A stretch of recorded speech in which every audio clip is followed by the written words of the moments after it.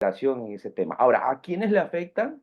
Lógico, directamente, en este caso, afecta directamente a la persona, pero también puede afectar directamente a las otras personas que están incluidas o que están protagonizando cuando esta persona eh, tiene que ver mucho en el tema de los aspectos como tal.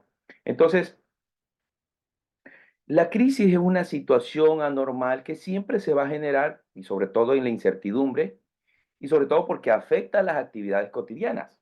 El ejemplo que les decía anteriormente sobre una crisis de ansiedad que una persona, un músico, un artista, un deportista, durante ellos, su trayectoria de experiencia nunca han tenido esa crisis porque son profesionales, porque son expertos, porque han sabido manejar situaciones de una manera muy eficiente, pero que sin duda la crisis llegó a darle justamente ese estado de incertidumbre que afecta esa cotidianidad. Y ahí es donde se genera la crisis. Entonces, las crisis siempre van a ocurrir a todos. No hay persona, no hay institución, no hay organización que no se genere una crisis, porque siempre habrán las crisis. Entonces, hay que tomar muy en cuenta ese tema. Las crisis están en todas partes y siempre lo van a estar y van a estar pendientes de ese tema. Todo lo que es normalidad, la crisis puede evidenciarse. Que muchos dicen, no, sí, sí lo hay.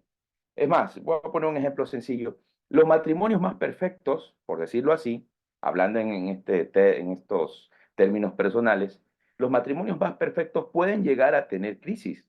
Lo mismo, las organizaciones financieras más sólidas pueden también llegar a tener las crisis, porque las crisis es un hecho habitual, es un hecho normal en el trayecto, en el transcurso de la vida de las personas.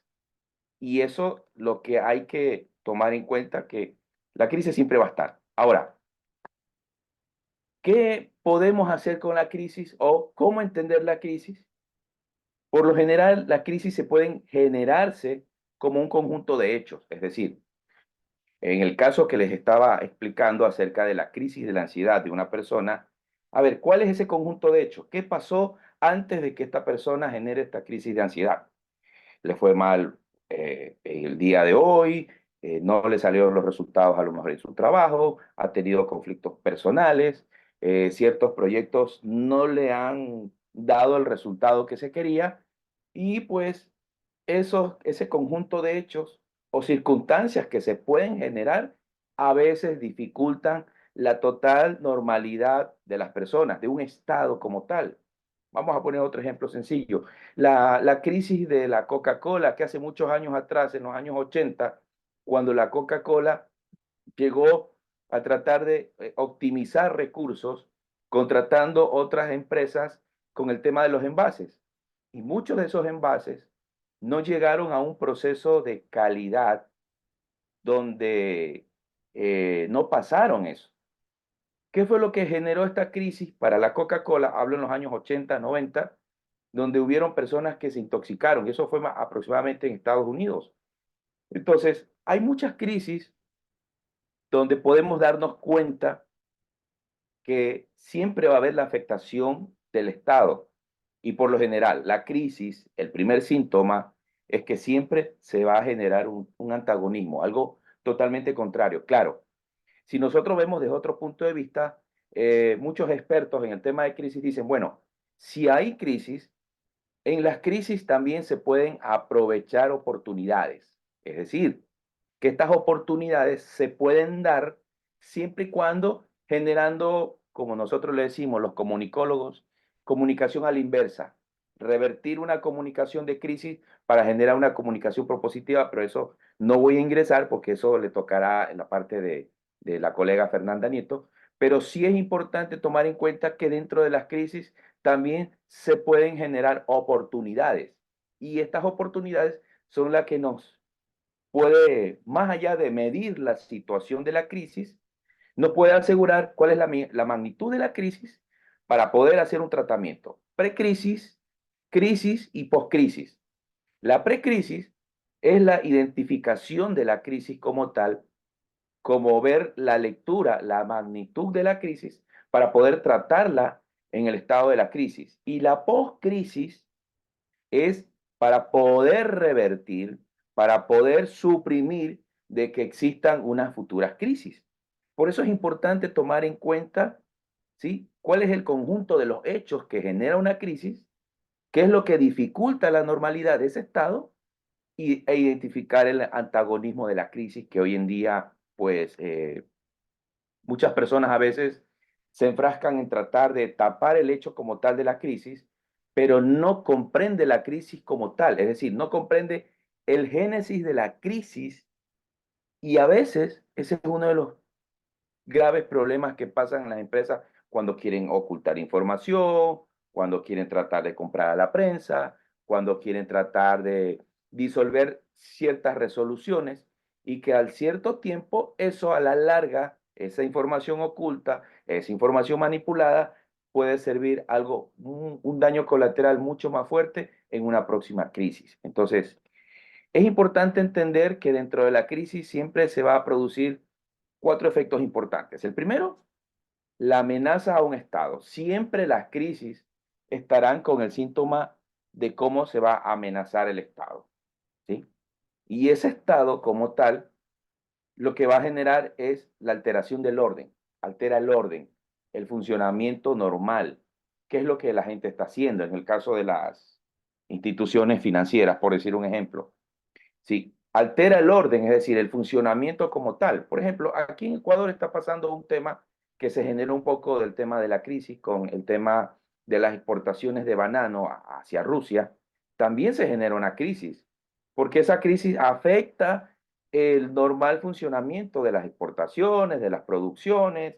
Imagínense si se comienzan a recortar el tema de los pedidos a las exportaciones, bajará la producción, bajará la mano de obra, bajará también la calidad del costo-consumo que a veces las empresas tienen que invertir. Entonces, la crisis también tiene que ver mucho en el tema de la alteración del orden. Y ese orden, consecutivamente, va a generar una inestabilidad.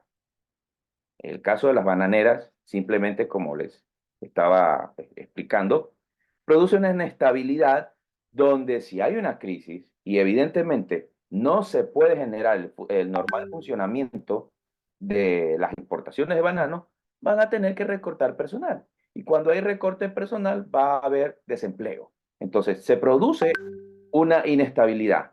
Y esa inestabilidad, ya vamos ahora desde la parte central, ahora vamos a la parte social, se generan consecuencias, se comienzan a generar consecuencias y uno de los fenómenos que hoy en día, no solo Ecuador, sino a nivel de Latinoamérica está pasando, es el aumento del desempleo, que es sumamente enorme. Si nosotros tocamos en cuenta el tema de las migraciones a nivel de Latinoamérica, nos estamos dando cuenta que hay grandes masas migratorias que se están moviendo, no solo en Latinoamérica, sino también hacia Europa, hacia el norte del continente americano. Sí, hay comunidades de venezolanos que se están migrando, hay comunidades ecuatorianos que también lo están haciendo, tal vez la comunidad de los peruanos eh, con menos cifra, pero Argentina también hoy en día con la crisis que están teniendo, se están movilizando. Entonces, esas consecuencias son las que generan las crisis. En este caso, claro, la crisis migratoria, lo que se genera. Entonces, hay que entender que la crisis como tal es es un movimiento habitual que siempre va a estar pasando. Ojo, no es la primera vez que le pasa a Ecuador una crisis, no es la primera vez que a Perú le ha pasado una crisis, no es la primera vez que le pasa a Argentina esta crisis, porque las crisis siempre van a estar permanentes cuando hay esta alteración de funcionamiento. Ahora, ¿cómo nosotros identificamos eh, el tema de cómo poder armar la crisis o cómo nosotros podemos desglosar para entender que la crisis, poder estructurarla? Aquí hay tres elementos muy importantes que debemos entender lo que pasa dentro de las crisis. El primero es que toda crisis necesita tener un hecho generador. Un hecho generador es un hecho inusual, que puede ser accidente, puede ser un incidente, o en combinación de los dos puede ser un poco del tema de rumor. Es decir, en el tema, por ejemplo, de las crisis migratorias, se generan incidentes enormes, las crisis sociales, la delincuencia, la falta de oportunidades, hace que de ahí se generen circunstancias fuera de lo común y que muchas personas a lo mejor no puedan coexistir en una sociedad por delincuencia, por la falta de empleo y comiencen a generar este tema de las crisis migratorias como se da. Es decir, se está generando un incidente que puede producirse hasta ciertas circunstancias fuera de lo común. Vamos a poner otro ejemplo sencillo. Eh, hace muchos años atrás, en los años 90 también, Johnson y Johnson sacó un producto que se llama Tylenol, si no me equivoco el nombre. Ellos en su lote de fabricación tuvieron ciertos problemas de alteraciones del medicamento, hasta tal punto que se reportó algunas personas intoxicadas y algunas personas fallecidas por este tema. Johnson y Johnson no pudo retener o no pudo tratar de solucionar el tema de la crisis porque ellos asumieron y trataron de hacer el cerco mediático para que eso no salga, pero sin embargo ya había salido. Años después ellos entendieron el error que había pasado y ellos tuvieron que hacer para poder recuperar la confianza de los estadounidenses, porque este caso fue en Estados Unidos, recuperar la confianza generando ciertas campañas de acercamiento acerca de los productos de Johnson Johnson y sobre todo el producto Tylenol, que es un producto muy utilizado en los Estados Unidos. Entonces, este tipo de accidentes a veces salen fuera de lo común y desde ahí es que parte la crisis porque es el tema del hecho generador. Ahora, el segundo elemento es el contexto portador, es decir, si sabemos que ya pasó un hecho generador, vamos a suponer que es un rumor, vamos a saber que el rumor sale fuera de lo común, tenemos que ver cuál es el contexto portador, cómo se regó el tema de la crisis, de dónde salió la información, si la opinión pública informó o no informó con datos exactos, con datos concretos. Porque ese es un tema también que tenemos que analizar y que lamentablemente por la competencia mediática que hay actualmente ante los medios digitales y los medios tradicionales, es que surgen una serie de primicias y que me imagino ustedes han de haber visto en las redes sociales, en WhatsApp, cuando alguien saca el titular de un accidente y al final le ponen noticia en desarrollo. Es porque no tienen total información de lo que está pasando, pero ellos, como medio de comunicación, quieren ganar tiempo, quieren ganar espacio y tratan de generar esa primicia, pero a veces esa primicia, a veces ese titular, a veces esa información muy corta, no tan concisa, también puede generarse rumores, pueden generarse interpretaciones, puede generarse también fuga de información no oficial de los involucrados. Entonces, como tal, la opinión pública siempre va a ser responsable de informar con datos o sin datos acerca de los hechos que están pasando. Por ejemplo, cuando el caso de Donald Trump, cuando Donald Trump hizo un discurso en Medio Oriente ante uno de los enemigos y al mismo tiempo aliados de ellos, allá hay un problema que ocurre en varios países del Golfo Arábico tienen rivalidades. Pero Donald Trump no sabía que uno de sus socios, en este caso era Qatar y el otro era Arabia Saudita, este, tenían convenios. Y Donald Trump cometió un error gravísimo en generar un comunicado. Otra crisis también que pasó en algún momento, el presidente de España, Mariano Rajoy, en algún momento visitó Perú y Mariano Rajoy, cuando visita Perú y en pleno palacio presidencial, en vez de agradecerle al presidente, en ese entonces era Ollanta Humala, en vez de agradecerle a Ollanta Humala y al Perú, el discurso lo direccionó a Cuba, es decir, como que él estuviera en Cuba y no en Perú. Y eso también le genera una crisis de imagen también a los presidenciales, cuando los presidenciales no tienen la real situación de lo que dicen, lo que hablan. Pero eso, claro, también es un ejemplo claro de que hay personas, hay portavoces que no se dejan asesorar o que no tienen el tiempo para estudiar, por decir así, eh, los boletines como tal.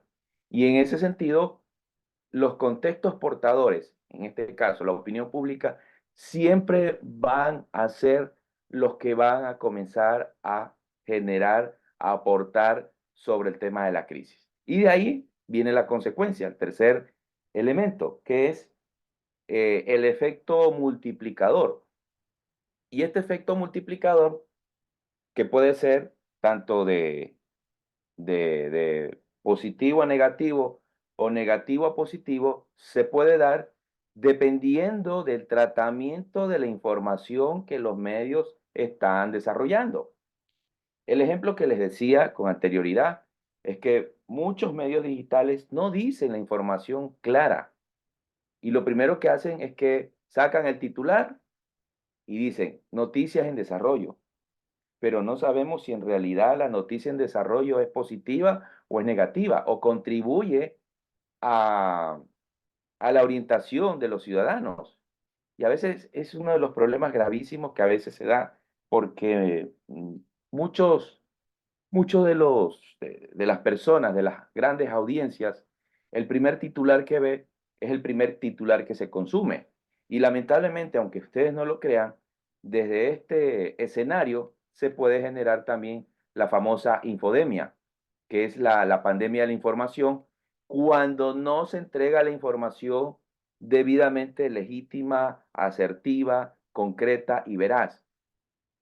Entonces, en este efecto multiplicador, los medios de comunicación son los que convergen en el desarrollo del tema y son los responsables de ello, de orientar a la ciudadanía en base al tema, al hecho generador, al contexto portador, a la crisis como tal para poder direccionar el mensaje a los grupos políticos, sociales, étnicos, etcétera. Dependiendo, claro, dependiendo de la crisis, porque hay crisis que a lo mejor muchos dicen, bueno, si la crisis de Coca-Cola, que en su momento fabricó productos contaminados, muchos dicen, no, es que esto solo nos afecta puertas adentro. Mentira, falso. Afecta de forma externa porque se les daña la imagen, ¿sí? La imagen de la empresa como tal y se pierde la desconfianza. Nadie va a querer comprar una Coca-Cola contaminada. En el caso ahora último en Ecuador, lo que pasó es que el ARSA, que es la institución que es la que controla el registro sanitario, el control sanitario de los productos en el Ecuador, en ciertas empresas, para no mencionarlas, se generó un lote contaminado con un alto contenido de plomo, que no es aceptable para nuestra salud. Pero la crisis como tal para estas empresas es que las empresas no pudieron asumir ese tema. Las empresas trataban de pelearla y decirle, no, es que no están contaminados, es que nosotros tenemos esto. Y le estaban echando la culpa en parte al ARSA. Claro, el ARSA también, en su momento, también tiene una crisis porque es una institución que, como cualquier institución de registro sanitario, necesita de modernizarse de equipos. Entonces, miren cómo una crisis puede desencadenar otra crisis, no solo de una institución, sino de otra institución. Entonces, si nosotros vemos desde ese punto de vista, a veces las crisis con el efecto multiplicador se puede generar, puede desencadenar otras crisis para otras empresas. Vamos a poner de nuevo, retomamos el ejemplo de Coca-Cola. En los años 80 ellos contrataron una empresa que les optimizó los recursos, pero lamentablemente la empresa no pasaba los controles de calidad y generaba envases con alto contenido que es contaminante y no es apto para para las personas, para los humanos. Entonces, la crisis que genera Coca-Cola también corresponde a la crisis de esta empresa que no calificó en la fabricación de los envases. Es decir, ya no solo es la crisis de Coca-Cola, porque Coca-Cola puede decir, yo le voy a echar la culpa a ellos, porque ellos son los que me están entregando envases de mala calidad, envases contaminados y son envases no aptos para el consumo. Pero sin embargo, la crisis también para la empresa de envasadora también le genera una crisis porque ambos comienzan a perder prestigio, comienzan a perder imagen positiva. Entonces, hay que entender que el efecto multiplicador se puede también desencadenar entre una crisis y la otra. Y eso puede pasar en muchos otros temas. Por ejemplo, con los gobiernos. Vamos a poner el ejemplo de la crisis de Venezuela como tal. La crisis de Venezuela, que es una, más allá de ser una crisis política por el antagonismo que se generan entre dos fuerzas que hoy en día se están peleando el poder, mientras el régimen de un lado contra el otro régimen que a lo mejor quiera retomar, ¿sí? Esas crisis generan inestabilidades y esas inestabilidades son las que han generado marchas que hemos visto desde el 2014. Es más, la crisis en Venezuela ya tiene aproximadamente 10 años y un poco más, ¿sí? Que ha desencadenado otras crisis. La crisis del país como tal le afectó a muchas empresas públicas y privadas en Venezuela, afectó en parte también al sector petrolero, en parte afectó al sector turístico. Es más, en algún momento ustedes pueden buscar en Google o en YouTube las Islas Margaritas, que viene siendo uno de los potenciales turísticos de Venezuela, de los mejores, eh, ha sido afectado donde una de los sitios turísticos no hay luz en el trayecto del día o solo hay 3, 4 horas de energía. Entonces todas las crisis siempre se van a generar y van a ser detonantes, pero es importante tomar en cuenta que el efecto multiplicador que se genera en la crisis es importante ver la magnitud de la crisis para que, primero, las crisis no se desarrollen. Segundo, para entender la evolución de la crisis, es decir, dónde nace la crisis, pero dónde puede morir la crisis, porque la crisis puede morir, pero eso también dependiendo al tratamiento de la información, el método de tratamiento de la crisis, la identificación entre la precrisis, la crisis y la postcrisis, que eso se necesita para poder generar un tratamiento y sobre todo que no se vuelva a repetir.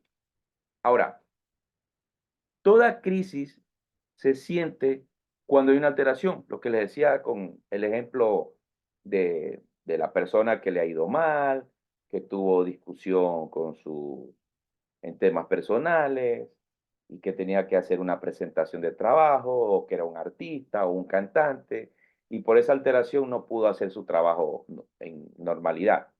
Entonces, la alteración es evidente, sobre todo en la opinión pública. Es tan evidente que la opinión pública son los primeros en estar presentes y en visualizar lo que está pasando de las crisis.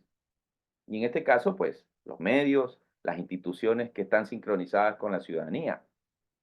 Entonces, hay que entender que también la crisis como tal, eh, cuando no se la trata de carácter de urgencia, carácter serio, la crisis se puede agudizar hasta tal punto que los señores de la opinión pública pueden generar productos donde a veces tratan de inducir a un hecho o una tendencia. Vamos a poner un ejemplo, el ejemplo de Joe Biden, actual presidente de Estados Unidos, cuando Joe Biden, en uno de los tantos discursos que él ha dado, él no tuvo precisiones, sobre todo ahora último con el tema de la reforma migratoria de los latinos y las contradicciones que han tenido. El presidente como tal genera una debilidad Y son los medios de comunicación los que perciben, los que sienten y a veces surgen los productos. Es decir, va el titular de, por decir un ejemplo, de CNN y dice, discurso de Joe Biden no convence a la ciudadanía.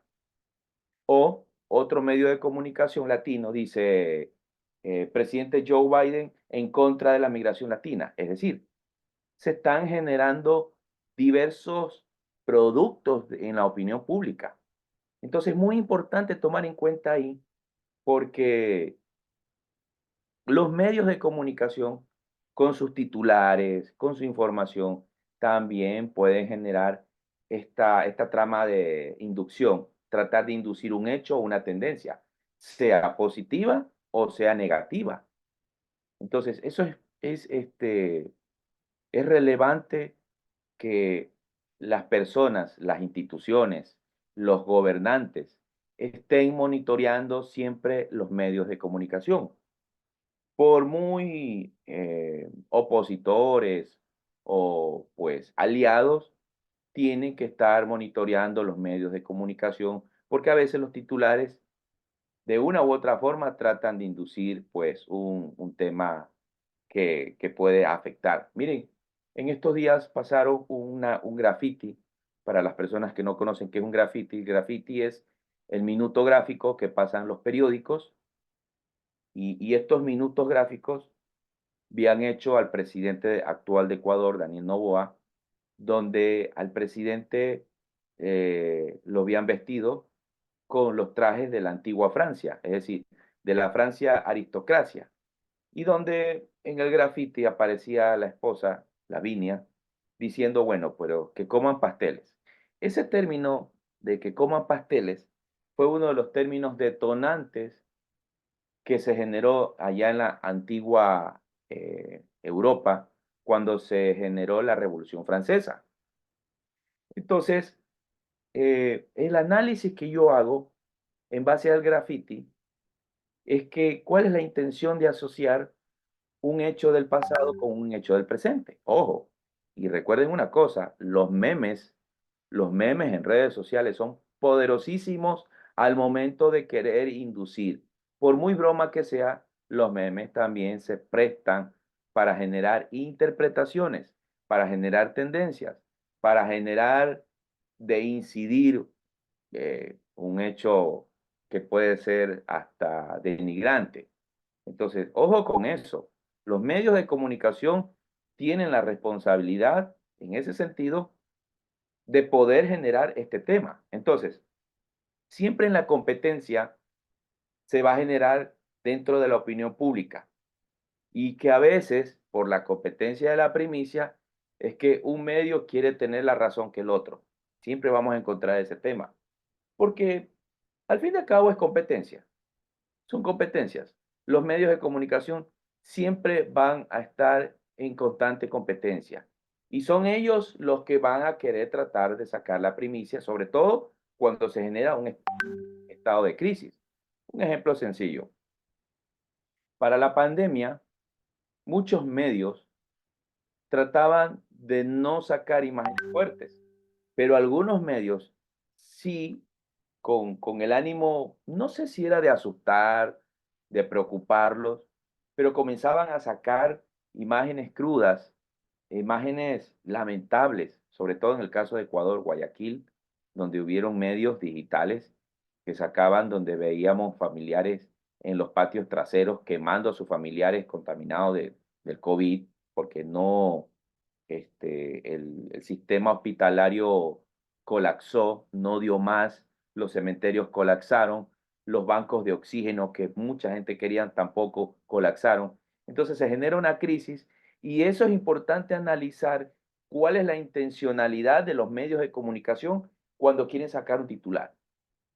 Si quieren generar temor, quieren generar preocupación, quieren generar un poco de entretenimiento, porque en los medios digitales vamos a encontrar de todo, vamos a encontrar de todos. Así que esto que no se les haga extraño cuando ustedes analicen la intencionalidad del titular de un medio de comunicación, sea digital, televisivo, contenido de entretenimiento, redes sociales, WhatsApp, ¿sí? Es más, las crisis también ocurren cuando los medios de comunicación se prestan para generar esos contenidos supereditados. Es decir, cuando una persona le hacen una pregunta, pero los medios de comunicación cortan, editan la respuesta, que puede ser un minuto, y tratan de resumirla en 15 segundos.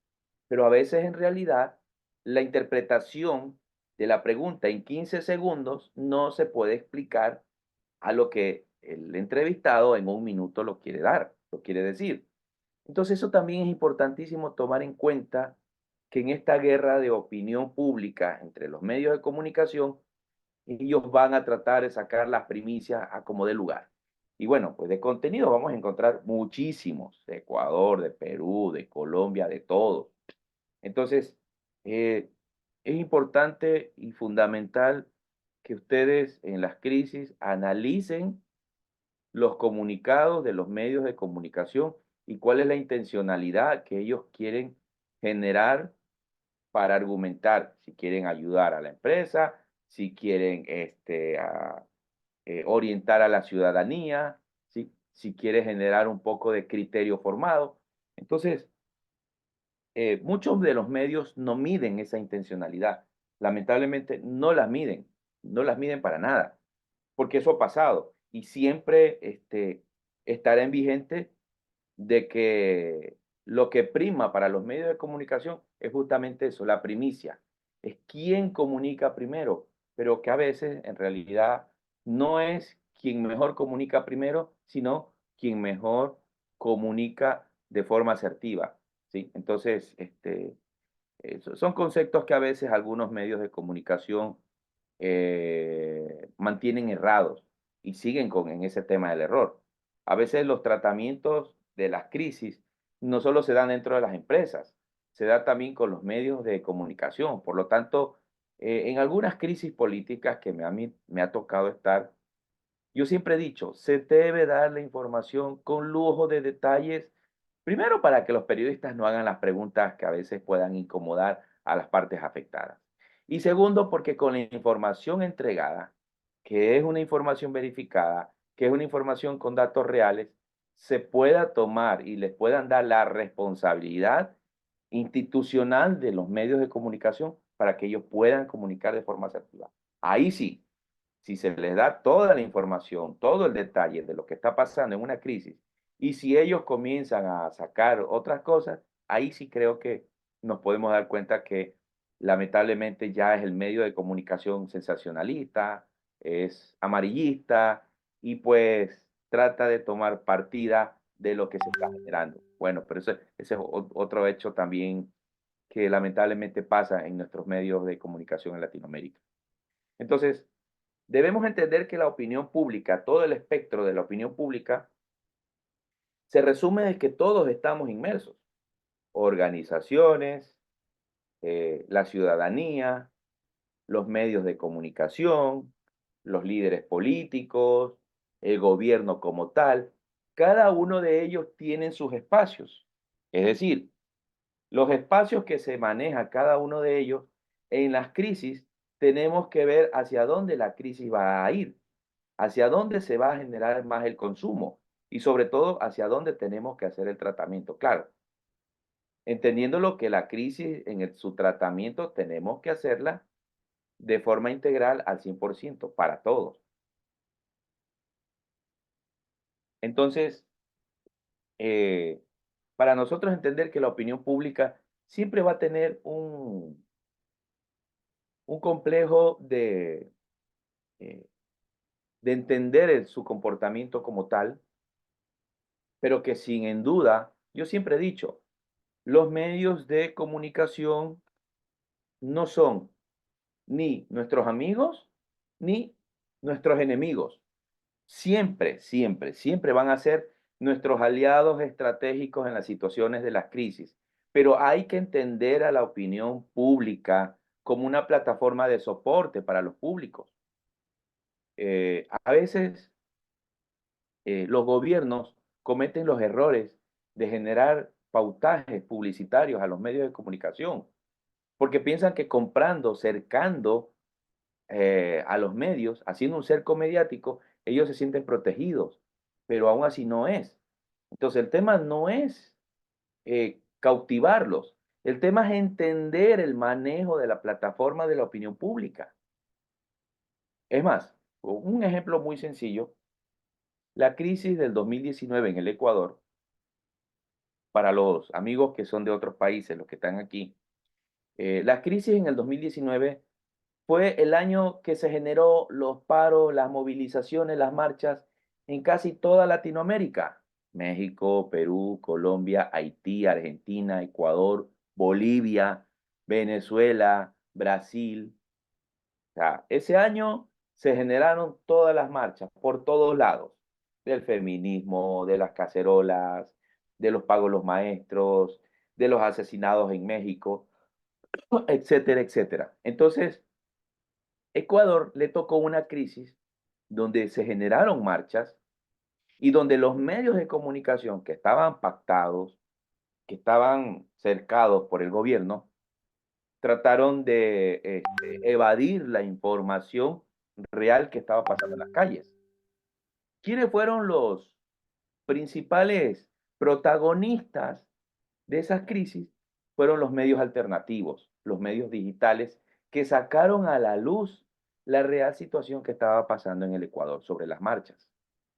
En algún momento se vieron videos donde canales de televisión, medios de comunicación tradicional, querían entrevistar a las personas, pero buscando personas que hablaran a favor del gobierno. Pero se encontraban que las personas iban a hablar en contra del gobierno y automáticamente los reporteros les quitaban el micrófono, es decir, no les dejaban hablar, no le dejaban que se expresaran que estaban en contra del gobierno, porque eran medios pactados que estaban buscando apoyo hacia el gobierno. Entonces, se genera un desprestigio enorme para estos medios tradicionales y quien toma la posta, quien toma el protagonismo de este tema fueron los medios digitales, quienes transmitieron de todo lo que se estaba dando, la marcha indígena, los carros que se estaban quemando, que se estaban incendiando, lo que la gente decía que ya no querían al presidente, en ese entonces el presidente Lenín Moreno.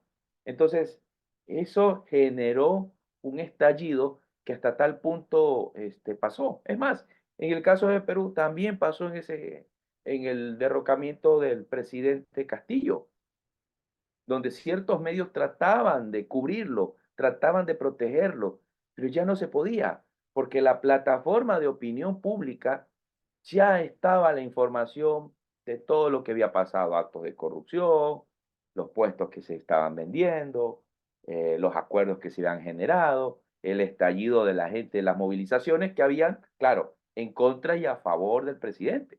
Entonces, para entender ese tema, es importante ver esa lectura de los medios de comunicación.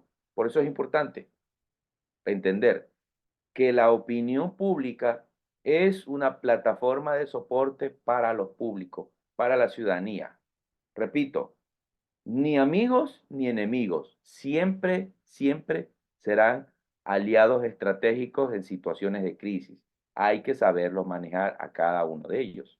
Entonces, las crisis se manejan en base a una sostenibilidad que es un mecanismo, es una metodología que ellos deben saber manejar en el tratamiento de la información. Y la sostenibilidad para enfrentar la crisis debe serla con una buena comunicación, pero que debe ser una comunicación efectiva, que se entienda la comprensión y sobre todo la empatía de los públicos, sobre todo para bajar la tensión. Cuando alguien le habla con sinceridad, le habla con verdad de lo que está pasando, de cómo tratarán de resolver el problema, la gente llega a tener esa empatía y esa empatía ayuda a bajar esas tensiones. Pero lamentablemente en muchas crisis eh, tratan de, tratan de esconder, tratan de hacer un escudo antibalas como para decir, no, aquí vamos a soportar todas las lluvias de críticas, pero no se están dando cuenta que eso a futuro genera un daño colateral de desconfianza para una institución, para una organización, hasta para un líder político. Entonces es importante la sostenibilidad en una crisis con una buena comunicación.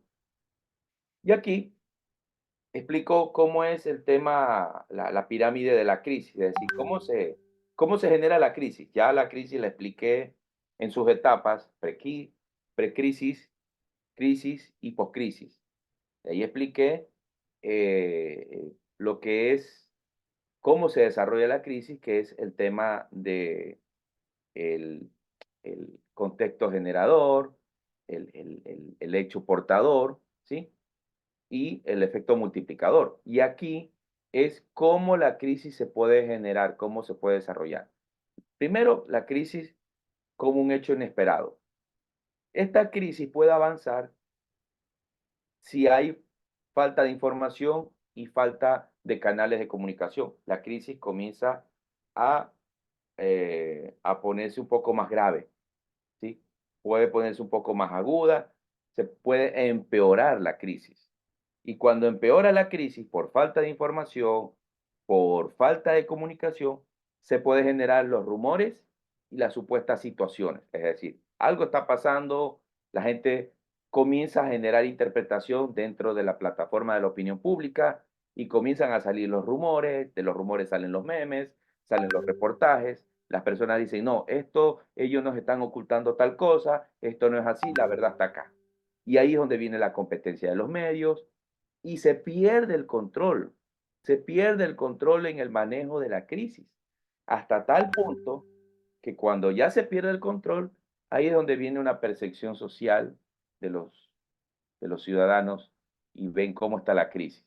Y esa crisis que se puede generar en un pánico, cuando el problema es un problema fuerte, latente, el tema de la inseguridad, el tema de la pandemia que generó pánico, mucha gente generó pánico porque había rumores, habían supuestas situaciones, la gente decía que se curaban con la cannabis, otros decían que tomando alcohol potable se podían curar, otros decían que, ah, no, es que tomando licor, tomando whisky, con el COVID nos podemos curar, cuando hubieron una serie de supuestas teorías que la gente decía en ese tema. Entonces, eso pasa cuando hay esa falta de información. Y ante esa falta de información, justamente donde se dice la parte de rumores, supuestas situaciones y pérdida de control, en ese espacio es donde se puede estar generando la infodemia, la pandemia de la información, la sobresaturación de información entre real y falsa, y que a veces lamentablemente nosotros como internautas no lo comprobamos. Y ahí es donde viene la percepción social y el pánico. Entonces, esta pirámide nos ayuda a entender cómo el proceso de la crisis se puede desarrollar hasta tal punto de entender su inicio y su final. Así que quiero darle paso a mi compañera Fernanda Nieto. Quiero leerle su semblanza, de lo que ella es. Ella es comunicadora social de la Universidad de Lima, con estudios de comunicación interna y endomarketing de la Universidad del Pacífico. Ella es certificada en comunicación interna y employee experiencia. Ella es integrante de CIEC por Eco Consultores con más de 10 años de experiencia enfocándose en temas de gestión humana, aportando hacia diferentes equipos, diferentes rubros, diferentes instituciones. Además, cuenta con estudios de protocolo, ceremonial y gestión de eventos en la Academia Diplomática del Perú. Entonces, voy a dejar de compartir la pantalla para darle paso a la colega Fernanda. Excelente, Ronald. Muchas gracias por la presentación.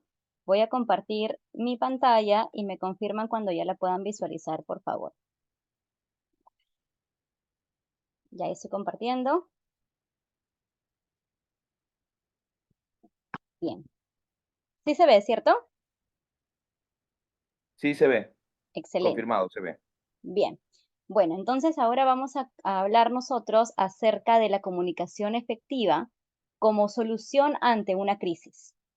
¿Sí? Entonces, lo primero que quiero empezar a preguntarles a ustedes para tener la participación también un poco de quienes nos acompañan, es qué es lo que entienden ustedes por comunicación. Y quien se anime puede escribirnos en el chat lo que entienden por comunicación para poder de ahí partir a este tema. ¿Algún comentario por acá, por el chat? Que alguien nos quiera regalar qué es comunicación, qué entienden por comunicación. Algo muy básico que desde siempre lo venimos escuchando, que es comunicación. ¿Alguien que se anime por ahí? Una acción social, forma de interactuar, exactamente. Es la acción de intercambiar una información entre dos personas a más en grupos, ¿verdad? Y en base a esto, esta comunicación no solamente puede ser una comunicación verbal, sino también puede ser una comunicación no verbal. Ustedes han escuchado, o todos venimos escuchando esta frase, que todo comunica, ¿verdad? Y ciertamente todo comunica. Hasta el silencio propio comunica también. Cuando estamos en silencio nosotros mismos, nos estamos comunicando con nuestro propio interior. Cuando estamos en una actividad, cuando estamos sentados frente a una pantalla y estamos de repente con la cámara prendida, mirando la pantalla, estamos comunicando. Cuando estamos en una actividad y estamos quizás con los brazos cruzados, también estamos comunicando. En todo momento, todo comunica. Entonces, vamos a iniciar. Acá les voy a compartir la siguiente lámina.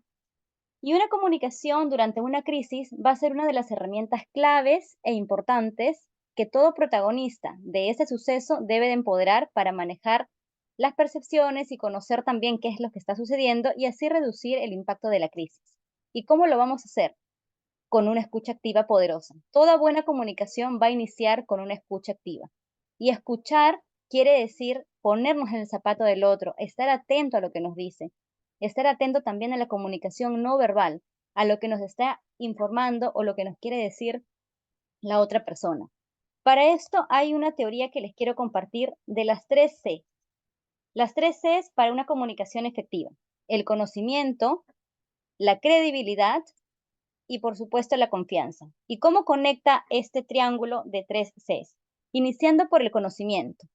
Cuando nosotros vamos a hacer una comunicación ante una situación de crisis, ante un suceso que amerita que compartamos una información relevante, certera y que además sea asertiva también, tenemos que tener el conocimiento claro de lo que estamos hablando, empaparnos del tema, saber de lo que qué estamos diciendo, conocer cifras, datos, hechos, qué está sucediendo, cómo pasó, tener ese conocimiento claro para poder afrontarlo y darlo al que lo necesita. La credibilidad, que es otra de las Cs de esta teoría, es saber cómo comunico, cómo voy a comunicarlo, a través de qué, a través de un mensaje hablado, de un mensaje escrito, si lo voy a decir verbalmente, cómo va a ser mi postura en ese momento, voy a trabajar mi cuerpo y entendamos al cuerpo como el órgano principal por el cual nosotros venimos aprendiendo y desaprendiendo, y aquí voy a dejar un momento de compartir para poder comentarles.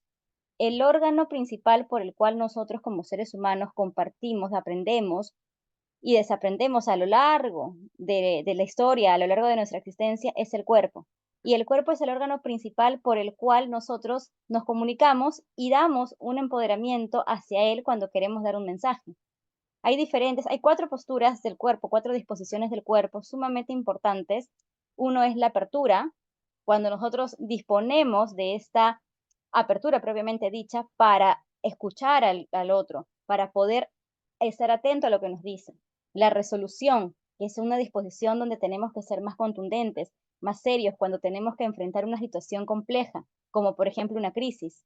La flexibilidad, cuando estamos abiertos a escuchar y también a combinar esta resolución, a poder dar más énfasis en algún punto específico, ¿verdad? Estas son las disposiciones importantes que debemos de todo ser humano empoderar y poner en práctica en nuestras comunicaciones, en todo momento. Voy a volver a compartir para que sigamos viendo la teoría que les estaba comentando. Entonces, ahí hablábamos de la credibilidad. ¿Cómo sabemos cómo utilizar el cuerpo para nosotros mismos transmitir esta comunicación, este mensaje de manera contundente y de manera asertiva. Y la confianza la vamos a ganar vinculando el conocimiento con la credibilidad.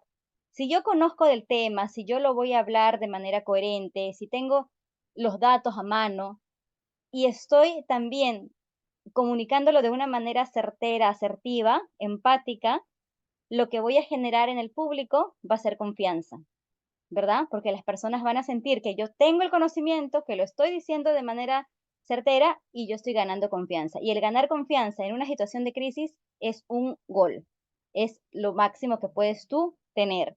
Porque en esa situación, y ahorita más adelante vamos a ver también otros puntos que les quiero compartir, pero tener la confianza en una situación de crisis estás ganando mucho. Vamos a verlo más adelante. Aquí sigo con la presentación.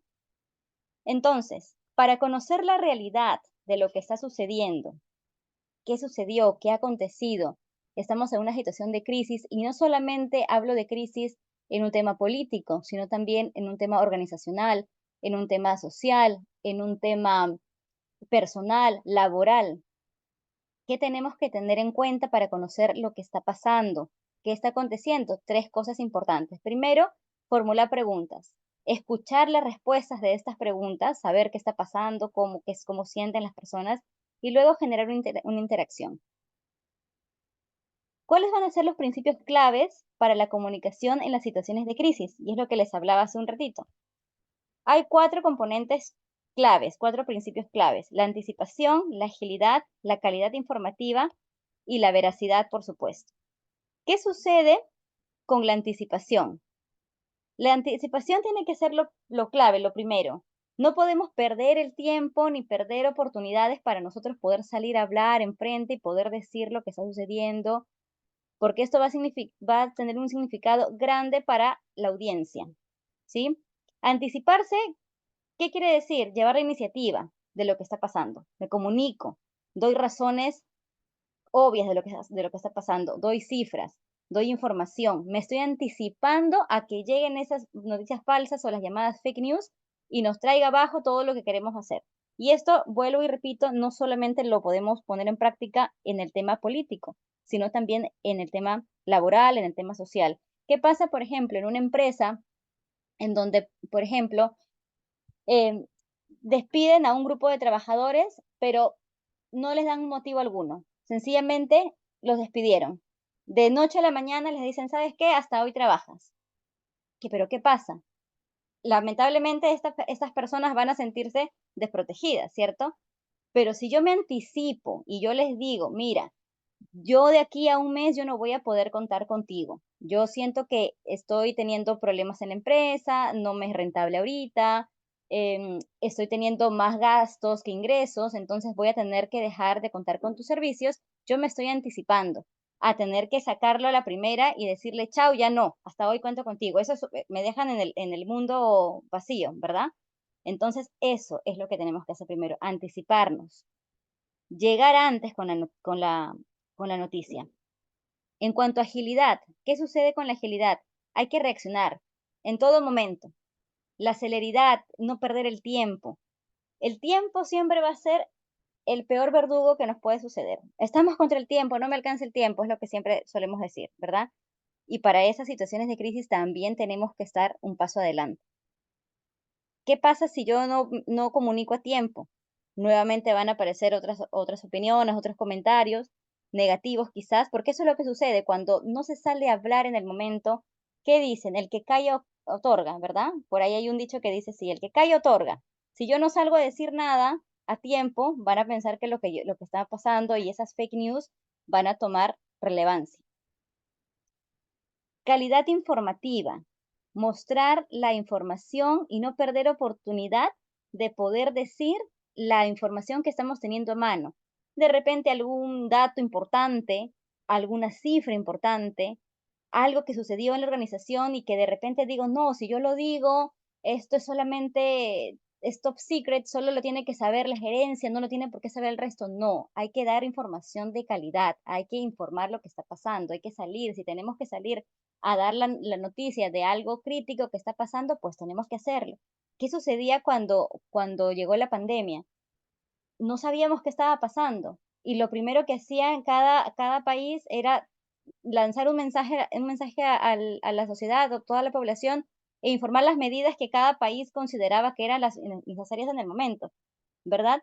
Por ejemplo, aquí en Perú, todos los días, a la 1 o 12 del día aproximadamente, salía el presidente Martín Vizcarra, el expresidente Martín Vizcarra, a dar la información de lo que pasaba, las cifras, cuántos contagiados, cuántos muertos. Era terrible escuchar eso, ¿verdad? Era una situación caótica, pero era la información que nos estaban dando. Algunos podíamos decir, ay, pero otra vez lo mismo. ¿Cuánto será verdad esa cifra? No será verdad, pero yo no creo que tanta gente se haya contagiado, no creo que tanta gente haya muerto, pero teníamos la información, cifras, datos, hechos, aquí pasa, aquí está. Veíamos qué sucedía en Ecuador también con el tema del COVID, veíamos las fotografías, la información, ahí estaba, ¿verdad? Y la veracidad es la opción que tenemos para en el momento decir la situación, aunque sea muy dura que parezca. Por ahí dicen que la verdad, decir la verdad duele, ¿verdad? Pero más vale decir la verdad a ocultarla, al no dar la cifra real de lo que está pasando, al no decir realmente qué está sucediendo, qué hay detrás de esto. No, una información y una comunicación siempre debe ser clara, empática. ¿Por qué empática? Porque lo que tú quieres escuchar o lo que está pasando, tienes que decírselo a la otra persona, ponerte en el zapato de la otra persona. Que sea una información asertiva, que sea transparente también.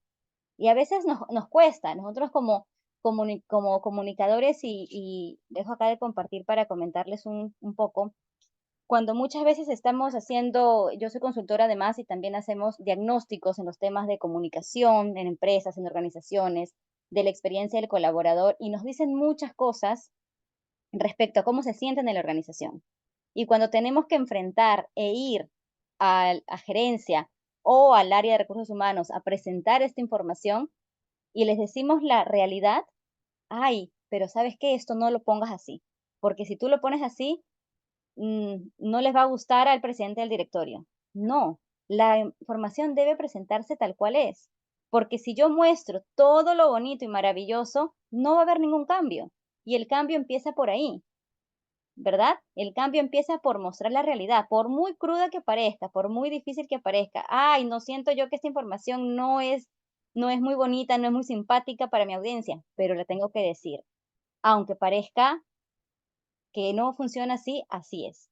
Tenemos que tener en cuenta estos 4 elementos al momento de que nosotros querramos hacer una comunicación en una situación de crisis. Y como les venía mencionando, no es solamente que va a aplicar para una situación de crisis política, sino también laboral, social, ¿verdad? Hasta en el tema personal, las relaciones mismas. Siempre tenemos que anticiparnos, ser oportunos en lo que estamos diciendo, mostrar información que sea de calidad y, por supuesto, con la verdad. Bien.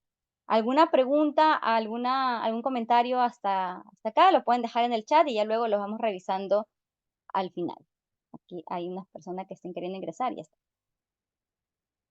Bien, entonces aquí les quiero mostrar, me adelanté un poquito, que hay herramientas que nos van a ayudar a mantener una comunicación efectiva ante una crisis. ¿Y qué herramientas pueden ser estas? Y aquí les traigo una herramienta que es sumamente poderosa y que yo la utilizo muchísimo y es el mapa de empatía. Esta es una herramienta que ha sido diseñada por Dave Gray. Él es el director de una agencia llamada Explain. Y con esta herramienta, a través de preguntas que son muy poderosas, como las que vemos acá, vamos a poder conocer emociones, percepciones, sentires, opiniones que tienen las personas, el grupo de personas a las que estamos abordando, acerca de una temática central. Esta herramienta, les comento, la trabajé hace, sí, hace año y medio aproximadamente, cuando estábamos en plena época de pandemia, con cuarentena, cuando todo era pues virtual y no podíamos siquiera salir a las calles. Y una empresa me llamó para que podamos hacer el tema de, quería conocer cómo se sentían sus trabajadores para retomar el tema de la presencialidad, pero esto iba a ser un poco híbrido. Entonces aplicó este mapa de empatía con estas preguntas de qué piensa y siente, qué piensa y sienten los trabajadores para regresar a un trabajo presencial en medio de una pandemia, en medio de la cuarentena, cuando ya podíamos por ahí volver un poquito, pero aún había mucho temor. ¿Qué pensaban? Y mucha gente decía, no, yo pienso que si yo voy a salir en estos momentos me voy a contagiar, tengo familia en casa, tengo niños, tengo ancianos que tengo que cuidar, no puedo, no queremos salir.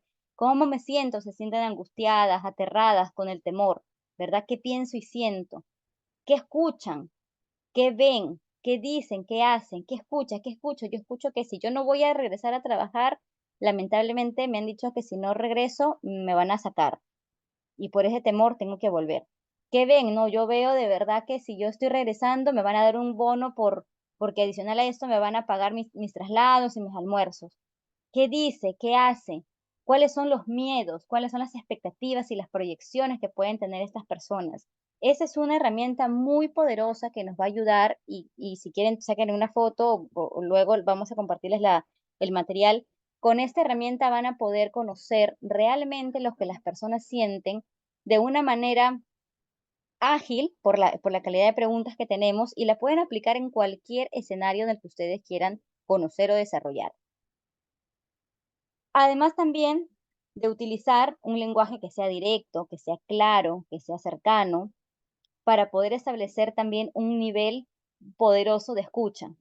Y es lo que les venía comentando hace un momento con el tema de las disposiciones del cuerpo. ¿Se acuerdan que les comentaba de estas 4 disposiciones del cuerpo que son muy poderosas para que nosotros podamos empoderarnos frente a alguna situación que tengamos, ya sea de crisis, alguna situación donde amerite que nosotros mismos tengamos una disposición de nuestro cuerpo diferente? Con la flexibilidad, por ejemplo, ganamos em, mucho sentido para poder tener esta cercanía que en muchas ocasiones cuesta tener con algunas personas de algún cargo en especial, pueden ser con gerentes, pueden ser de repente con políticos, que a veces nos cuesta porque vemos que hay bueno, no, tiene un cargo distinto al mío, no voy a poder llegar. No, con empoderando esta flexibilidad en el cuerpo lo vamos a ganar.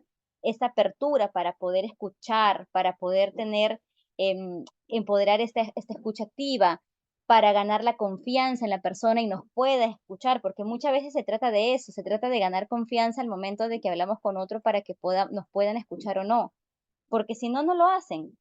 Muchas veces pasa que dicen, ay, yo prefiero contarle esto, no sé, a mi mamá que contarle a mi papá porque siento que mi papá es muy serio, en cambio mi mamá tiene mayor apertura, mi mamá sí me puede escuchar, ¿verdad? Muchas veces ocurre eso y eso es por las disposiciones del propio cuerpo.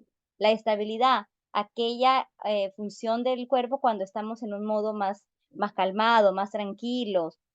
Y la resolución es cuando ya tenemos que dar alguna presentación o alguna situación que necesite de que nosotros mismos estemos empoderando una situación diferente, digamos, dureza y firmeza en nuestro mensaje. Por eso es muy importante de cuando les hablaba y decía este ejemplo del presidente cuando salía a dar el mensaje al país entero de cómo iban las cifras del COVID, ¿verdad? Yo estaba clarísima de que ese presidente pues empoderaba en ese momento una resolución y también una flexibilidad para poder escuchar todo lo que se le venía, porque definitivamente él no iba a salir a decirnos lo que estaba pasando con una sonrisita y, ay, señores, yo les comento, no, tenía que ser resolutivo en su mensaje, fuerte. Y miren también qué importante es esto con el tono de voz, cómo yo lo voy cambiando. Por ejemplo, si yo en estos momentos les digo buenas noches, ¿cómo estamos? Hoy les voy a hablar acerca de la comunicación. Quisiera que ustedes también me escucharan y me comenten sus opiniones acerca del chat. Yo en esos momentos estoy empoderando la apertura, porque estoy hablando en un tono más calmado, en un tono más cercano hacia ustedes. Pero si yo vengo y les digo buenas noches, hoy vamos a conversar acerca de la comunicación en tiempo de crisis y lo que quiero pues es darle algunos tips para que luego ustedes los lleven a casa y los puedan poner en práctica. Hay una diferencia, ¿verdad? No sé quién se quiere animar en estos momentos a dar un comentario a través del chat y ver si notó alguna diferencia en la forma en cómo yo he venido empoderando ese tono de voz. No sé si lo llegaron a notar.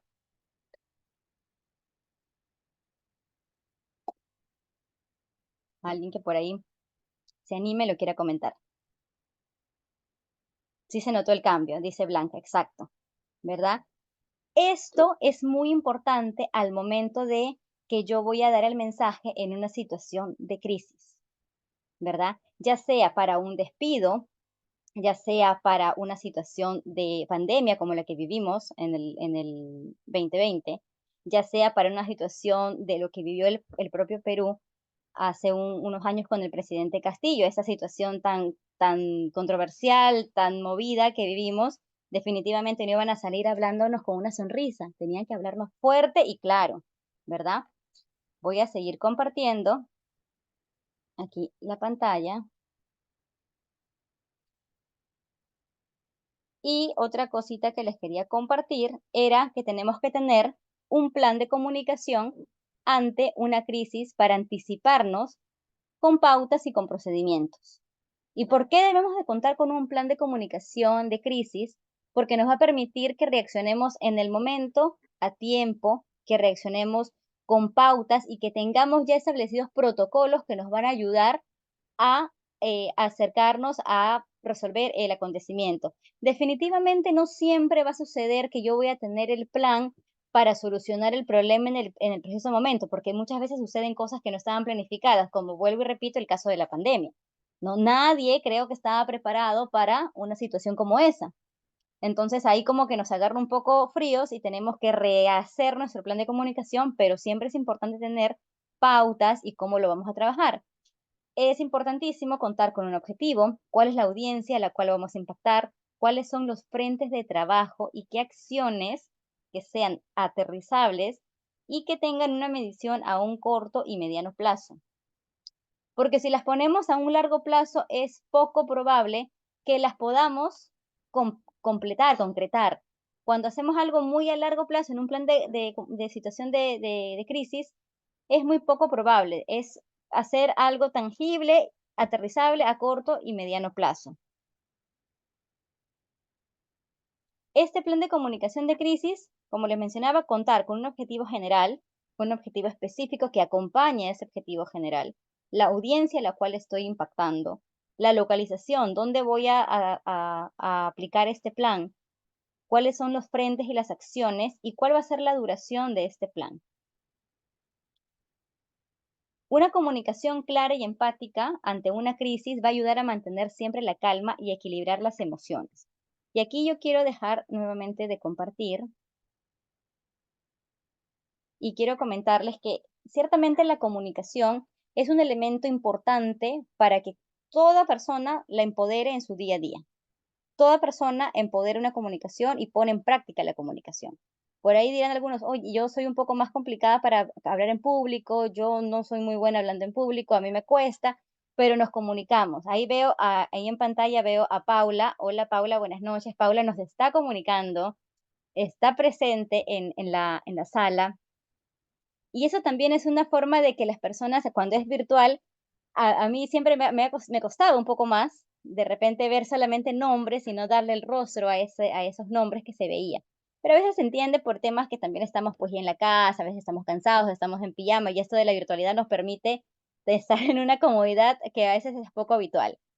Pero lo que les quería mencionar era que la comunicación, siendo una comunicación empática, asertiva, cercana, va a lograr mucho para poder conectar con el otro, va a poder conectar con las audiencias.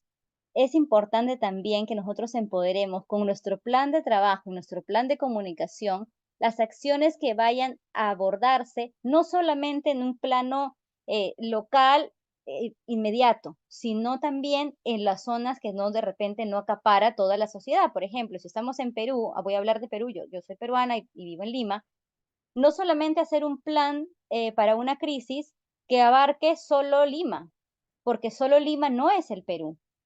Tenemos que entrar a tallar otras provincias también. Entrar a Cusco, Arequipa, Piura, Iquitos, y voy a seguir nombrando provincias de mi país.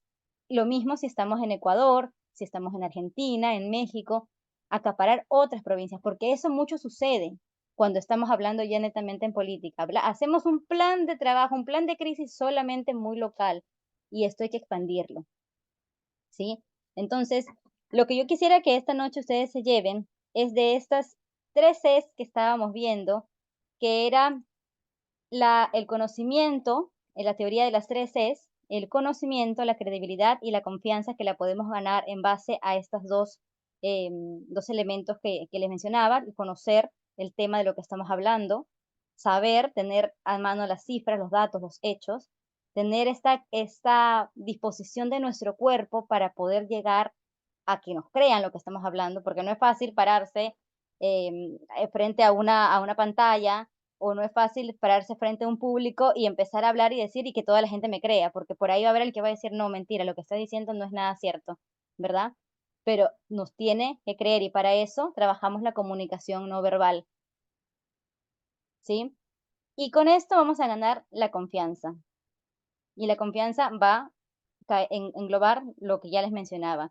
Luego, los principios claves para la comunicación en situaciones de crisis, la anticipación, llegar a tiempo con lo que estamos diciendo, agilidad, celeridad, inmediato.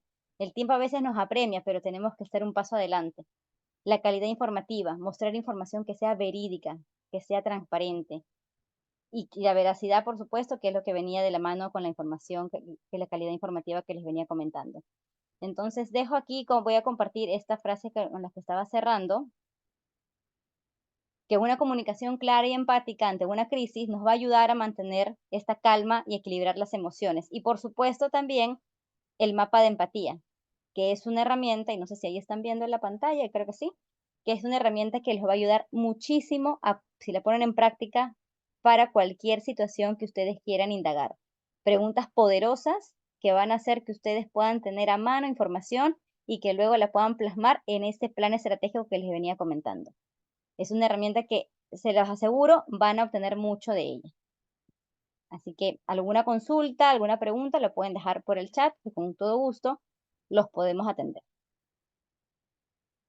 Así es, Fernanda. Te agradezco mucho también por tu intervención. Como el Zoom está configurado solo para anfitrión y coanfitrión, los Ujú, micrófonos, sí me gustaría, si ustedes tienen su tiempo para generar preguntas acerca de estos temas, ¿sí? Estamos prestos para escuchar, puede ser a mi persona o puede ser para Fernanda. Entonces, si ustedes tienen alguna pregunta, por favor, está abierto el chat para que ustedes puedan generar. Es más, hasta para ser un poco más comunicativos, porque eh, me ha tocado por la experiencia de los tantos talleres que he impartido, que a veces las personas cuando generan la pregunta generan un planteamiento, una introducción al planteamiento y hacen la pregunta. Entonces, ujú.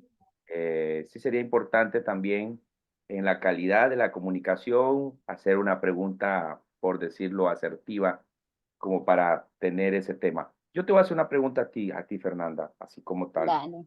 Ujú, ¿Cuál ha sido tu experiencia en el diagnóstico de las crisis? Porque no es lo mismo manejar, a mi experiencia me ha tocado manejar crisis políticas, que eso es ujú. lo mío, lo fuerte, pero en el tema empresarial, porque hay otra metodología totalmente distinta, ¿cuál es tu impresión? O sea, cómo tú ves una crisis institucional? Ujú. Sí, mira, te comento, trabajé este precisamente diagnóstico para una empresa de Colombia, una empresa en la que tenía un director por muchos años y empoderaba una cultura paternalista muy bien posicionada. Era como el papá y los pollitos. De pronto un día nos dice, bueno, vamos a hacer un cambio de organización, va a venir un nuevo gerente y ahí es donde entramos nosotros como comunicadores y consultores a hacer el diagnóstico, porque entró en una crisis total la empresa cuando se enteraron que la persona que venía era de la misma familia, pero era una persona joven, una persona que ni de solo verlo tú imaginabas que iba a ser lo mismo que era ese señor. Las personas empezaban pues a decir que no nos van a despedir, vamos a tener que salir, tenemos que ya buscar trabajo, cuándo me van a sacar, cuánto me van a dar, ya era una crisis total. Nosotros entramos a hacerles este diagnóstico aplicando diferentes herramientas y ciertamente cuando uno no escucha a la persona y solamente piensa lo que va a pasar, ahí está el grave error, porque no podemos suponer ni especular lo que está pasando. Tenemos que escuchar, indagar, conocer. Empezamos a escuchar a estas personas y ciertamente nos decían de que efectivamente pues había un temor, una angustia porque vaya a salir el gerente o el director y ellos se queden desprotegidos, eran palabras textuales. Manejar la situación cuando entra este nuevo gerente o nuevo líder, tocó que entre con un plan. Nuestra estrategia fue que entre con un plan primero de cercanía, que se reúna con todos los colaboradores, se presente de una manera muy cercana y que les dé a entender a ellos o les haga cambiar el chip de que nuevamente iban a continuar con esto, que lo único que estaba cambiando era la persona, pero que la esencia de la cultura de la organización era la misma, ¿verdad? Entonces, lo primero, recomendaciones, cercanía. Lo que se hizo fue trabajar la cercanía de este señor con las personas. Hacer un plan de comunicación donde él cada cierto tiempo pueda dar rondas por las oficinas para conocer lo que estaba pasando. Lo mismo que hacía este señor, el anterior que estaba. Y el cambio se le dio en el momento en que de manera sorpresiva, sin esperarse, en el comedor, ¿verdad? En el comedor, él bajaba a almorzar con ellos. Y ahí él los escuchaba y no solamente hablaban de trabajo, sino que hablaban de temas personales y demás. Entonces se buscó tener una empatía, una cercanía y en todo momento buscar transparencia en lo que se hablaba, porque lo que se les dijo fue también de que el cambio se estaba dando por un tema pues de que ya le correspondía salir, ¿no? Por una licencia. Se dijo la verdad, se habló con transparencia. Y eso era un poco la duda. ¿Qué decimos? Decimos que está saliendo porque la gente está un poco asustada y evidentemente era una persona que había estado por años en la organización. Entonces yo creo que esas situaciones de crisis se puede dar en las organizaciones también mucho, mucho, y con este tema de la pandemia también llegó muchísima crisis por volver a retomar al trabajo, digamos, remoto, o en algunos casos híbrido, y se tiene que trabajar siempre con una escucha asertiva. Y para mí lo principal es escuchar al colaborador en todo momento. Si uno no escucha lo que está pasando con sus equipos de trabajo, no puedes avanzar, no puedes dar el siguiente paso. Entonces, lo importante es para mí es la escucha y la comunicación. Fernanda, hay una pregunta que nos están haciendo, dice, eh, recomiendan que toda empresa debe tener un plan de comunicación y acercamiento Con sus trabajadores y así con sus conocer trabajadores, así a primera conocer mano de los primera cambios. mano. Sí, por supuesto, completamente de Hay un, acuerdo. hay Sí. algo que se me pasó ya. Otra pregunta. ¿Cómo puedo definir un mapa de stakeholders para mi organización e identificar sus canales de comunicación para estar preparado en caso de una crisis? Es decir, me gustaría conocer la experiencia de los dos. Ok. Primero Primero las damas. le respondemos a Blanca Mendoza, que fue la primera pregunta que hiciste. Y sí, Blanca, lo primero que una empresa debe tener es un plan de comunicación. Y para armar ese plan estratégico de comunicación debemos empezar con lo que venía diciendo, con un diagnóstico, con una escucha. Saber, escuchar qué está pasando con mis trabajadores. Si yo no los escucho, si yo no voy a saber lo que estoy haciendo, porque yo de repente como gerente pienso que mis ideas van a ser maravillosas porque las estoy pensando yo, pero las ideas no las estoy trabajando para mí. Las ideas las estoy trabajando para mi equipo de trabajo y ellos van a pensar diferente a mí. Es importante conocer porque ahí se generan esos rumores de pasillo. Se ve muchísimo y para eso tener un plan de comunicación que vaya ad hoc a lo que nosotros estamos diagnosticando. O sea, el diagnóstico de comunicación, de cultura, no es solamente escuchar qué dijeron por ahí el trabajador, sino que se hace, en el caso cuando yo facilito esas consultorías de diagnósticos, trabajamos desde las cabezas, ¿verdad? Los líderes, las cabezas me refiero a los directorios, gerencia en general, los líderes, los equipos de trabajo y hasta la línea base. El escenario más importante de una organización son los líderes, porque los líderes son quien va a movilizar a todos los equipos. Si yo tengo un líder que está presente, el equipo de trabajo va a ser mucho más efectivo. Si tengo un líder que escucha, que acompaña, que guía, que orienta, voy a tener un escenario diferente. Pero si tengo, por otro lado, un líder que solamente, entre comillas, es líder, pero que solamente es jefe, que te manda a hacer las funciones y no te está acompañando, esos equipos no van a estar comprometidos y ahí se generan también esas especulaciones, esos rumores de pasillo. Entonces, cuando hacemos el diagnóstico para plasmarlo a un plan de comunicación estratégico, trabajamos, vuelvo y repito, con los directores, los gerentes, los líderes, los equipos de trabajo y las líneas base. A través de entrevistas, de encuestas, de grupos de indagación. En esos grupos de indagación aplicamos el mapa de empatía y otras herramientas más que te van a sumar de mucho valor. Voy con la segunda pregunta, Blanca. Espero haberle dado respuesta a tu pregunta.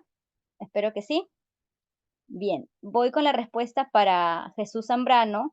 ¿Cómo puedo definir un mapa de stakeholders en mi organización para identificar los canales de comunicación? Mira, los canales de comunicación, tenemos los canales humanos y y los medios digitales, ¿no? Como el correo electrónico, el WhatsApp y los medios digitales, pues como los boletines y demás. O perdón, los humanos que son las entrevistas, las reuniones y los otros son los que ya les venía mencionando. Para poder generar identificar cuáles son los canales que van a ir más enfocado al grupo de trabajo que vayas a tener, a tu grupo ocupacional y que puedan estar preparados ante una crisis, volvemos a lo que venía mencionando, es a través de la escucha, hacer una sesión para yo conocer cómo estos colaboradores se sienten mayor identificados. Si yo trabajo con personas del grupo operario y los operarios no tienen correo electrónico y yo en mi empresa he hecho solamente que mi comunicación sea a través de correo electrónico, pero esta gente no tiene correo electrónico y ocurrió una situación en la que mañana nadie viene a trabajar porque hay una huelga en el país y nadie se enteró. Eso pasó, lo he visto por experiencia propia también en organizaciones. Los, los canales de comunicación deben de ser enfocados exactamente al grupo ocupacional. Así yo solamente, porque hay muchas personas que me dicen, pero Fernanda, yo debería de tener 10 canales de comunicación porque la otra empresa tenía 12, por lo menos tengo que tener 10. No necesitas tener 10. Puedes tener uno solo, un correo electrónico y un WhatsApp y es suficiente para que la gente se sienta comunicada y si en el momento que tienes una crisis lo puedas tú abordar de la manera más sencilla. No necesitas tener 20 canales de comunicación. Entonces, primero hacer un diagnóstico de cuáles son los canales con los que están trabajando más y ahí te recomiendo el semáforo de comunicación para que tú puedas tener, porque de repente no sé si Jesús en tu organización tienen canales ya posicionados, no sé si está Jesús y si ahí por ahí me puedes poner y te ayudo con esto, si hay canales que ya los tienen posicionados y a veces están por gusto. Entonces es reestructurar esto y lo aplicamos a través de un semáforo de comunicación, es una herramienta que también la utilizo y ahí tú puedes designar cuáles son los canales que van a ir más ad hoc a lo que estás buscando, al público que estás buscando. Espero, Jesús, haberte ayudado con tu respuesta, con tu pregunta. Acotando la pregunta que hizo Jesús, ¿cómo puede definir el mapa? Creo que todas las organizaciones necesitan tener, más allá de un plan de comunicación, deben tener claro un manual de comunicación, es decir, donde consten políticas comunicacionales en base a la funcionalidad de cada uno de los empleados, de cada una de sus áreas. Es más, yo siempre recomiendo dentro de las instituciones sociales, de responsabilidad empresarial, financieras, porque ese es un tema, ese es un mito de que el periodista hace de relacionista público y a veces no es así. Los relacionistas públicos están justamente para el tratamiento de ese nexo, de ese vínculo entre los empleados, entre las instituciones. Y a veces el periodista lo que hace es informar. Entonces, yo sí recomiendo, más allá de que el área de comunicación no solo esté de periodista, sino que haya un publicista, que haya un relacionista público y que ellos se vinculen como un equipo para poder tratar de manejar este tema, sobre todo en el manejo de la crisis.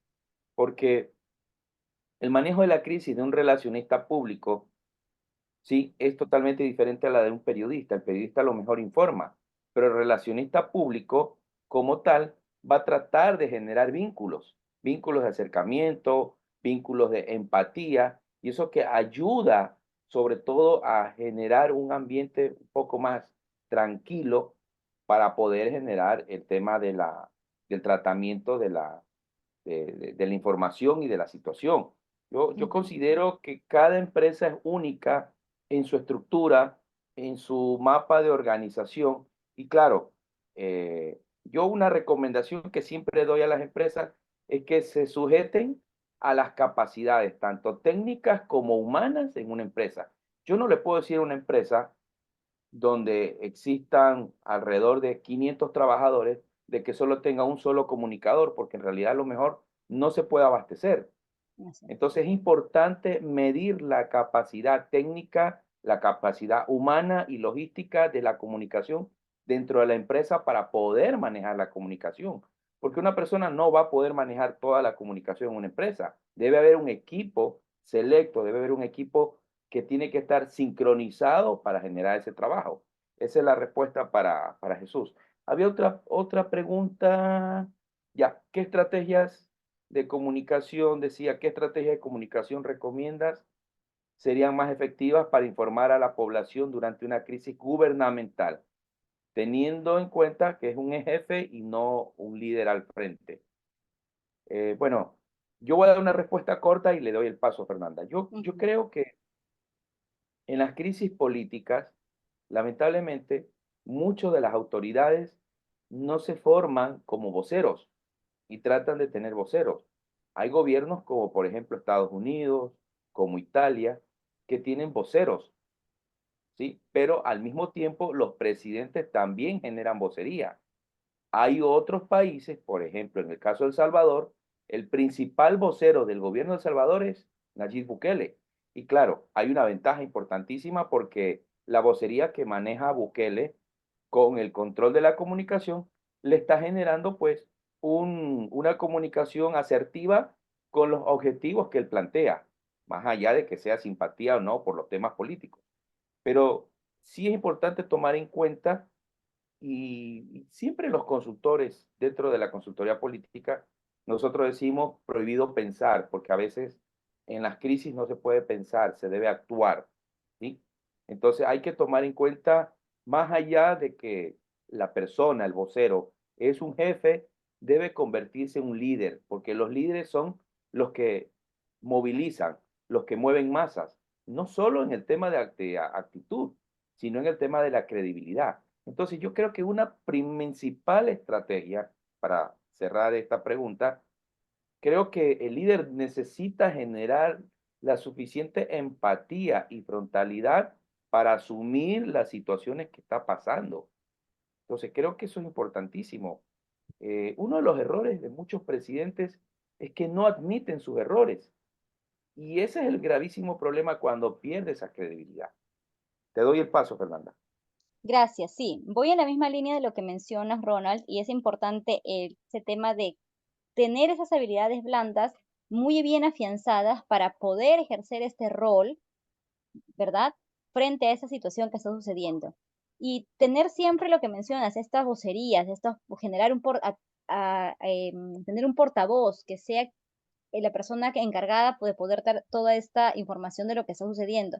Porque, ¿qué pasa? Si yo puedo tener el plan, que de repente puede ser el mejor plan estratégico que tengo ante una crisis, pero no tengo esa credibilidad al momento de yo hablar, ¿verdad? Porque tengo esa postura de jefe, no más no de líder, nada de lo que yo pueda decir o pueda transmitir va a suceder. Y eso se ha visto muchas veces en algunos casos. Aquí, o sea, si ya entramos a hablar netamente de política, em, expresidentes que hemos tenido aquí en el país que han sido más jefes que no líderes, ¿cierto? Entonces, uno es eso, después es reconocer cuál es mi habilidad principal que tengo frente a la situación y empaparse también y capacitarse en habilidades blandas que lo ayuden a empoderar esto. Otro tema importante, además de lo que ya Ronald mencionaba, conocer y demostrar cuál es el problema que se está identificando y comunicarlo de manera efectiva y con un respeto también. Bien, Hay, gracias, hay eso es una lo que podría pregunta. aportar. Hay una pregunta que se estaba escapando, A entonces ver, la voy a leer. Dice, recomienda que toda empresa debe tener un plan de comunicación y acercamiento a sus trabajadores y conocer de primera mano los cambios para evitar especulaciones y rumores de pasillo. Bueno, sí, yo es creo que la pregunta que esa, le dimos respuesta ya, blanca. así es. Ya, algo a acotar en esa pregunta. Muchas de las empresas, de las instituciones, generan estrategias de acercamiento entre los trabajadores y creo que es importante. Hay actividades sociales dentro de las empresas que son fundamentales para conocer y generar la percepción del sentir social y humano de los trabajadores. Si bien los trabajadores van a sus empresas a realizar sus funciones como tal, pero las empresas dentro del ámbito de la responsabilidad social hacia los públicos externos también pueden generar una responsabilidad social interna como para generar una especie de convivencia entre los trabajadores. Es más, eh, me ha tocado a mí realizar en algunos trabajos aquí dentro de Ecuador capacitaciones dentro de las empresas donde se les crean programas de convivencia, temas sociales, donde se están compartiendo el tema deportivo, el tema cultural, actividades que los acerquen más a ellos como un individuo, como un ser humano, más allá de que son empleados. Y desde ese punto de vista es fundamental que las empresas tomen en cuenta esas estrategias para generar esa sana convivencia. Primero, para conocer quiénes son sus empleados, quiénes son sus jefes. Y segundo, para justamente evitar ese tema de las especulaciones, los rumores de pasillo, pero sobre todo para generar un clima organizacional, un clima laboral dentro de la empresa que a veces es importante hacerlo. Son pocas las empresas que lo hacen. Es más, a veces no las hacen las empresas, las hacen los comités de empleados. Por ejemplo, acá en Ecuador, varios comités de la empresa eléctrica, de industrias, crean sus propios campeonatos, sus torneos de fútbol, futsala, campeonatos de billar. O sea, generan una actividad recreativa como para acercar un poco en ese tema, pero que desde el punto de vista integral, quienes deberían proponer eso sería la empresa, porque la empresa debe buscar de que sus empleados tengan el soporte, no solo como empleados, sino ese soporte social, de que se genere ese empoderamiento fuera de la empresa, que los empleados se sientan parte viviente, parte importante de la empresa. Entonces, ese tipo de actividades son importantísimos que a veces las empresas deben realizarlas. Creo que para mí es una de las actividades que puede regular el clima organizacional. Así es. Y ahí una acotación para cerrar la idea, el tema del salario versus, ¿no? El salario emocional frente al salario, pues, económico. El salario emocional es sumamente importante hoy en día. Después de que vivimos este tema de la pandemia, hubo un antes y un después en el tema de la importancia del empleado, de reconocerlo como tal y de verlo como una persona, como un ser humano, ¿no? Porque muchas veces se creía, o antes se creía, que el trabajador era una máquina que está sentada en la computadora haciendo todo lo que puede hacer. 8 horas, 9 horas, 10 horas. Y no importa, tienes que quedarte porque tienes que entregar el reporte. Pero no, cuando se dio esta virtualidad, nos tocó trabajar desde casa y muchas empresas entendieron, y muchas personas también, que lo que yo hago desde mi casa lo puedo hacer tranquilamente desde la oficina. Y ahí es donde se empieza a dar más fuerza a este trabajo híbrido. Y esto del salario emocional, cuando tú le das al trabajador un un ápice, por más chiquito que sea, una felicitación, un reconocimiento, se genera mucho mayor compromiso. Y ese compromiso hace que la cultura de la empresa sea mucho más fuerte y haya un mejor posicionamiento. Y por ende, pues los trabajadores van a ser embajadores de empresa y por eso vemos que hay muchos trabajadores que a veces no se quieren ir de las organizaciones porque les dan un buen reconocimiento o hay un buen sistema de bienestar, ¿verdad? Y eso es muy importante hoy en día. Hay una última pregunta, dice, podemos contestarla los dos. Dice, ¿qué función debe realizar un relacionista público en una institución como una institución de salud? ¿Qué función debe realizar un relacionista público en una institución como el de De salud? salud, así es. Y muy importante que este relacionista público tenga también sus pares que puedan estar atentos a la situación hoy en día del tema de estrés, de mucha tensión que se está viviendo, porque que hubo muchos cambios de donde se necesitaba mucha atención psicológica para escuchar al trabajador por el estrés o la tensión que vivía. Y este relacionista público debe contar con habilidades comunicativas, de liderazgo, de cercanía y que pueda dar un mensaje asertivo cuando lo necesitan. Es lo que creo que deberían de posicionar ahora. Acotando con lo que dice Fernanda, creo que una función importante que el relacionista público deba hacer, sobre todo en las instituciones de salud, que hoy en día podríamos decir son una de las más cuestionadas por el sistema de salud, por el colapso, por la atención tardía que se está generando. Creo que hoy en día lo que hace falta es justamente que los relacionistas públicos orienten dando la información, dando ese vínculo con la gente para poder orientarlos en el manejo de los, justamente de los servicios que se dan dentro de una institución de salud, en este caso un hospital. Justamente a mí me tocó hoy día una experiencia que en realidad tenía una cita médica y lamentablemente la secretaria que estaba en esa área tuvo un accidente, un choque automovilístico y ella tuvo que salir a resolver el problema y era la única persona que la que daba abría la puerta automática, la puerta magnética para que pasen los pacientes a los diferentes médicos. Y le digo, ¿dónde fue eso? En el hospital de IES, acá en la ciudad de Malta. Entonces, eh, creo que hace falta un poco más de información. Más bien, yo como un paciente más, porque el término paciente justamente es eso, ser paciente, me tocó orientar a algunas personas con el tema de que llegaban y querían hacerse atender, pero no sabían exactamente el proceso para el tema de la consulta, o una consulta postoperatoria, o una consulta, o una cirugía ambulatoria. Entonces, ¿qué tan importante es un relacionista público? Es justamente eso, para poder estar de pie, tratar de generar ese tipo de información, sobre todo ayudar a estos públicos a calmar esa situación de desesperanza, esa situación de enojo que algunas personas cuando no se las atienden a tiempo comienzan a enojarse. Entonces, los relacionistas públicos deben tratar de generar esos vínculos, pero sobre todo es que ellos tienen que estar un paso adelante también, sabiéndose todo el sistema del manejo como tal. Claro, muchos van a decir, pero esa no es la función del relacionista público.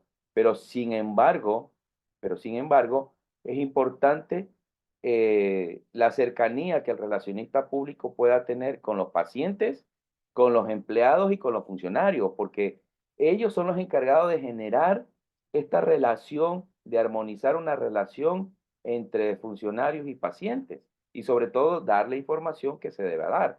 Yo creo Ujú. que la información que se pueda dar en un hospital debe ser una información anticipada.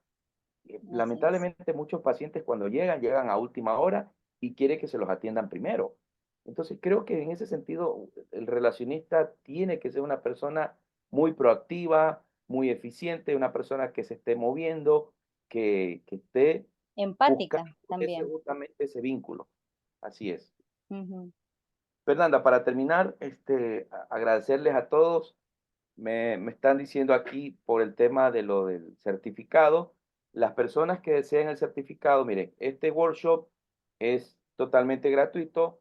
El material de las diapositivas se los haremos llegar.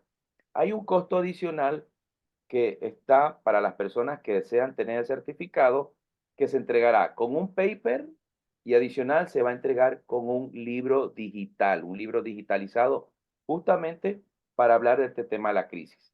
Al mismo Ujú. tiempo, yo les invito a que sigan permanentes en el grupo porque habrán otros talleres, estaremos también regalando otros libros digitales y la idea justamente es eso, tratar de preparar, hacer un grupo que cada uno de ustedes busquen en estos temas, en estos talleres, busquen prepararse, busquen especializarse, busquen hacer también sus propios proyectos.